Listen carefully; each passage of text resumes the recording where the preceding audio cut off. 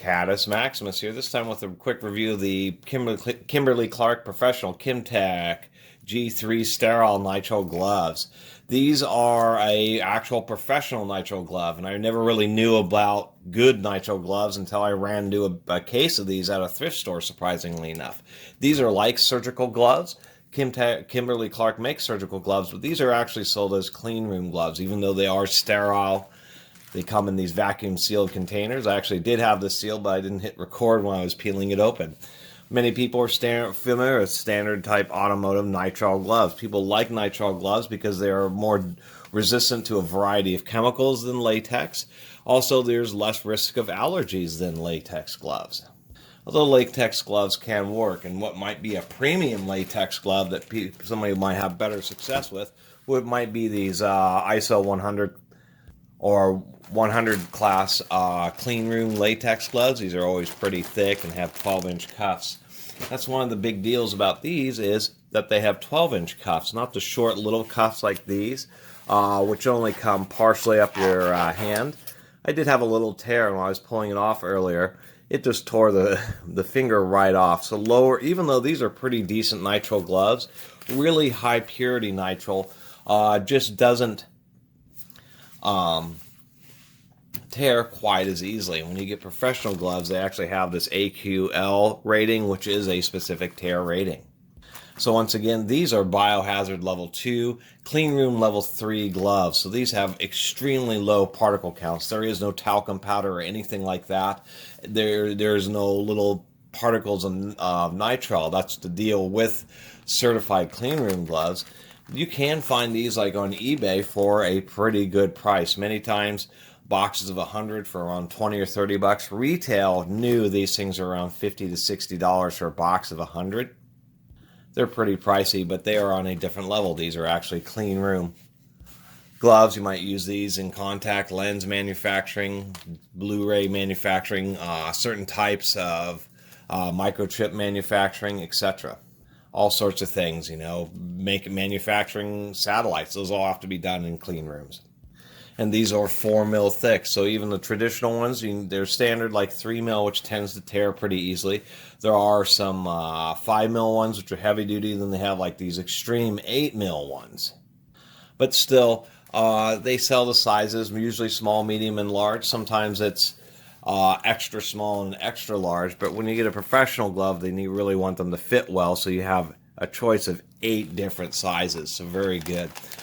They do have 2 packagings. You do peel them apart. This is a vacuum sealed outer protective shell, and then what they have is they have this folded plastic that the gloves are in, so they're actually designed for you to be able to don them. If you peel it open correctly, you pull it out, you grab it like this, and you won't ever actually touch the gloves themselves. So this whole packaging is designed for you to be able to don them without having any particles that are on your skin end up touching any of the external surface of the gloves.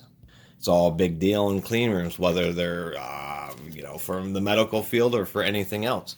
We can see that they're left and right-handed, and that's also a big deal. They really fit much better. Part of the deal with nitrile gloves tearing is because, there's a little bit of webbing in the fingers because they are ambidextrous gloves. But when you actually have gloves that are meant for left and right hands, they make a huge difference. And these are size 8s. They might be a little bit large, but since they are handed, they could be a little bit large and still just give you really nice fit and just don't want to tear as easily. This Kimberly-Clark nitrile seems to be more tear resistant at 4 mils than a premium glove, some Napa, at 5 mils. And like other traditional gloves, they do have a textured surface, but these things are pretty nice. And the big deal about these, which I really like, is indeed the 12-inch cuff. So if you're working on trying to deal with transmissions, or you're in a greasy mill or engine lathe or something like that, you get this a bit, you keep a lot of stuff off the lower part of your arm, rather than just having it be right at your wrist and then just getting all inside the glove. Once again, as far as the tear resistance of these things are actually pretty darn good. I'm pretty surprised. It's pretty obvious that if you catch this on a bolt or something like that, that it's not just going to immediately split. So it's really surprising that the thickness of the nitrile doesn't actually dictate its overall durability.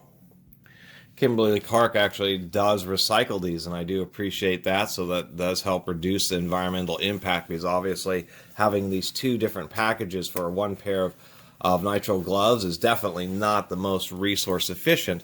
But then again, you have to consider what these are. These are certified sterile, clean room level 3, low particle. What's also nice about them is they have pretty good conductance. You can touchscreen phones work just fine with these gloves, which was something I was pleasantly surprised with. So anyway, kind of a longer video about nitrile gloves, but at least people kind of can have an idea now of what like an actual professional high grade nitrile glove may look like, and the type of packaging that it's in. And that even though they are pretty expensive, in many situations they may be worth it. There may be certain types of things where people are just tearing these types of nitrile gloves all the time, end up buying the super thick ones, which are really kind of getting rubbery when you have 8mm gloves, and we'd really like to have something where you have really good feel and dexterity like these, but still have good durability and a really nice fit. So anyway, thanks for watching my video. Hopefully you learned a couple of things about nitrile gloves and what what actually is a professional nitrile glove. And you have some idea of what to look for if you're ever doing something where you're like, gosh, I could, all the little particles or dust and that type of thing are annoying me for my operation. Here you go. Anyway, I really appreciate everybody watching and subscribing. And if you haven't subscribed, please do. Until next time, Catus Maximus out.